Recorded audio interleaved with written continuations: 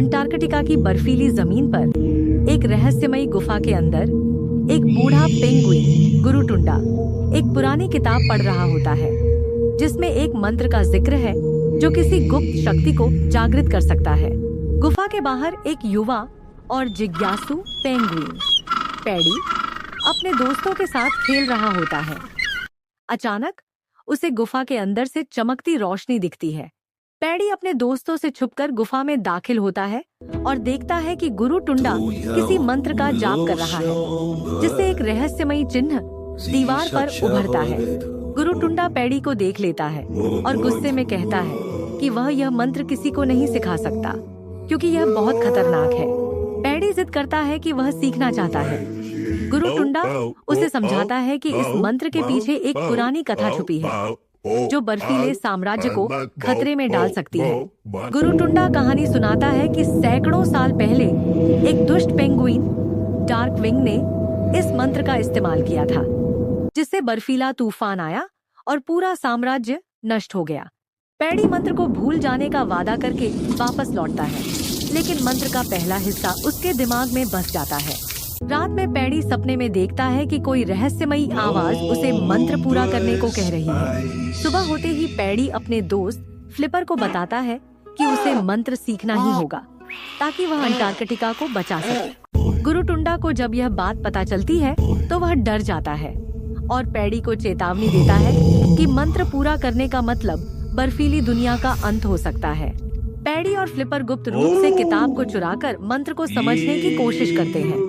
जैसे ही पैडी मंत्र का एक और भाग पढ़ता है, गुफा की दीवारों पर बर्फीले चित्र उभरने लगते हैं।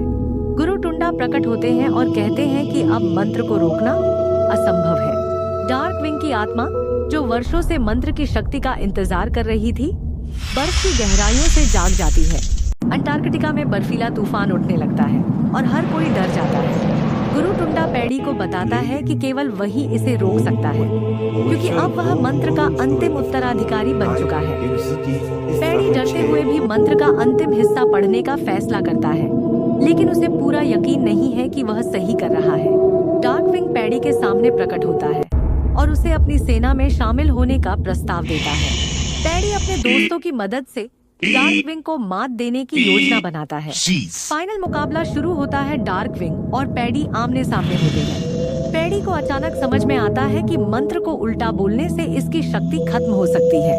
वह जोखिम उठाकर मंत्र उल्टा पढ़ता है, लेकिन डार्कविंग और ज्यादा शक्तिशाली होने लगता है। गुरुटुंडा बाकी मंत्र गाने में पैडी की मदद करता है। डार्कविंग धीरे धीरे बर्फ में जमने लगता है और उसकी शक्ति खत्म होने लगती है। डार्कविंग की हार हो जाती है, लेकिन वह कहता है कि वह फिर लौटेगा। गुरुटुंडा किताब को नष्ट करने का सुझाव देता है, लेकिन पैडी कहता है कि ज्ञान को नष्ट करना हल नहीं है, बल्कि सही उपयोग जरूरी है। अंटार्कटिका में शांति लौट आती है और सब पैडी को हीरो मानते हैं। पैडी को अब समझ में आता है कि सच्ची शक्ति किसी मंत्र में नहीं, बल्कि अच्छाई और दोस्ती में होती है। गुरुटुंडा पैडी को आशीर्वाद देते हैं और कहते हैं कि वह भविष्य में महान नेता बनेगा। अंत में पैडी और उसके दोस्त बर्फ में खेलते हैं, लेकिन दूर कहीं बर्फ के नीचे डार्कविंग की आंखें एक बार फिर चमक उठती हैं। समाप्त। कहानी अगर पसंद आई हो तो प्लीज लाइक एंड सब्सक्राइब जरूर करें।